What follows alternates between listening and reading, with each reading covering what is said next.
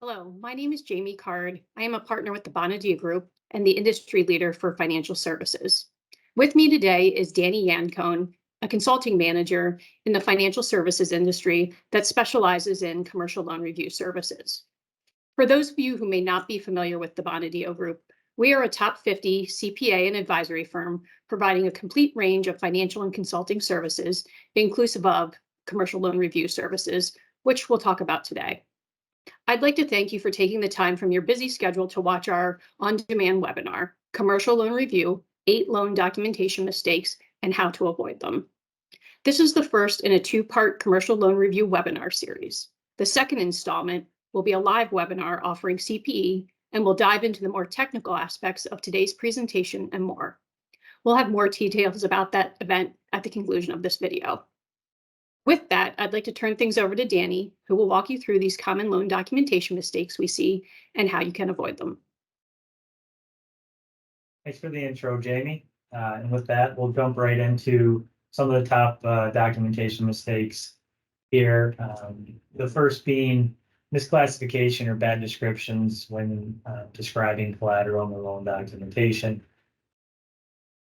Adequate loan classifications over these collateral is really an essential part of an effective credit risk management process. There's really 6 key mistakes we notice within our work that over the collateral descriptions that we'll go through. The first being an incorrect categorization of collateral. This can occur when an item is categorized as a particular type of collateral in one context, but a different type in another context. So making sure the categorization is complete and accurate is very important. The second being wrong dates or numbers. In some situations, when a generic all equipment cannot be utilized for collateral, we see serial or model numbers used when describing collateral.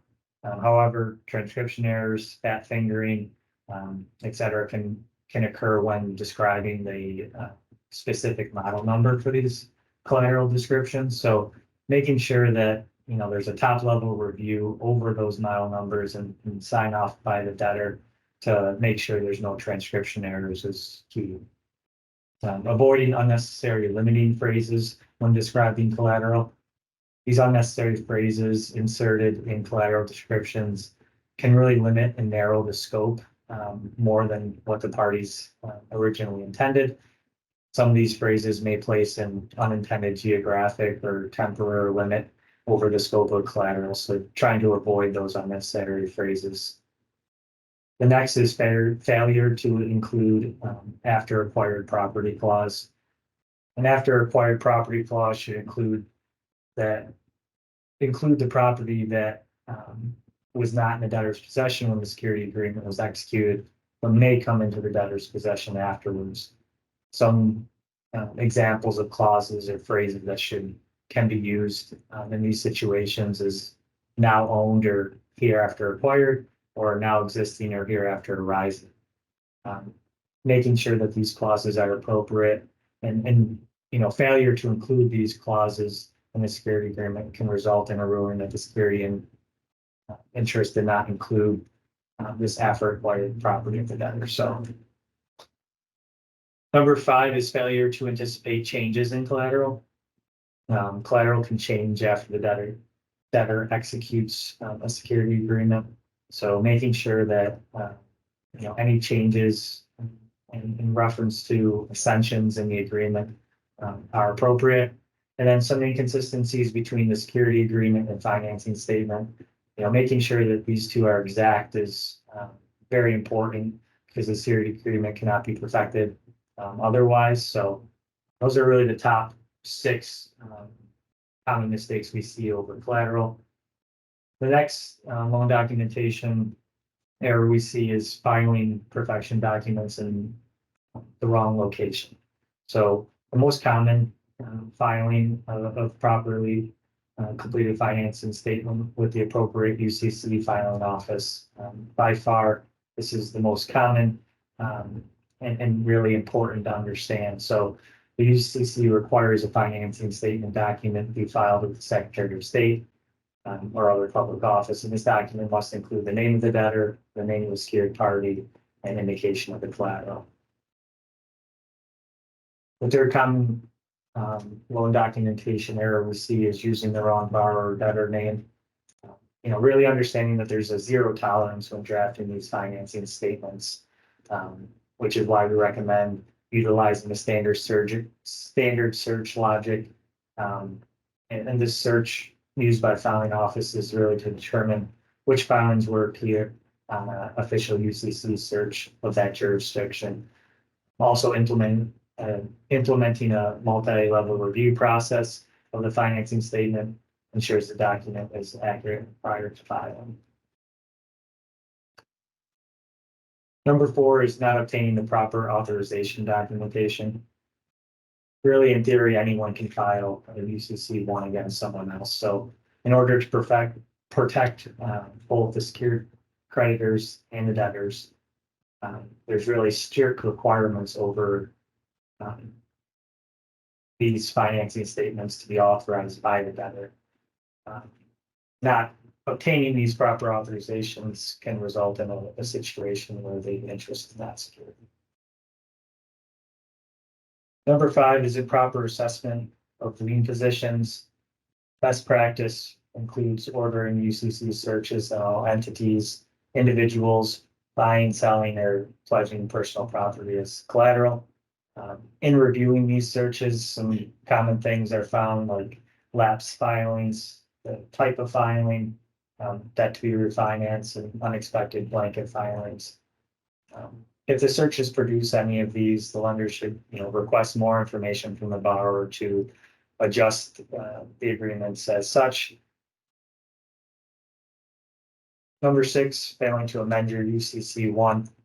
The UCC-3 is used to amend the UCC-1 filing. Best practice for filing and managing your UCC-3 amendments is regular review of the portfolio. Really setting up a systematic process in place to review the portfolio, on a monthly basis. Maintaining organized records. Without organization, it's very difficult to regularly review. And then establishing a monitoring system with a multi-level review over these filings in order to make sure that, timely filings of amendments and continuations are filed appropriately. And then if any complex or critical amendments do come up, consulting with a UCC expert or seeking legal advice is recommended. Number 7 is failing to continue or terminate your UCC-1 filing. Continuation after the initial 5-year effective period is crucial. Continuation must be authorized by the secured party. It must be filed within 6 months before expiration. Termination is also just as important. Failure to file termination statement may cause the lender to be liable for losses resulting from the debtor's inability to obtain alternative financing. So making sure continuations and terminations are filed appropriately. The last common mistake we see is failing to properly monitor borrowers' post-closing documentation obligations. Oftentimes, post-closing, the borrowers are eager to go back to focusing on managing their business and can really create some difficulties for the lender to redirect their attention back to the loan closing. Some recommendations to alleviate these concerns are defining and communicating the responsibilities of each party, including post-closing expectations during the closing process, letting the borrower know upfront that their cooperation may still be required, and utilizing a post-closing agreement with all loan transactions. Also utilizing an errors and omissions agreement to mitigate these potential issues. And overall, a good loan agreement, which clearly outlines each party's ongoing responsibilities and really will help manage the borrower's expectations post-closing.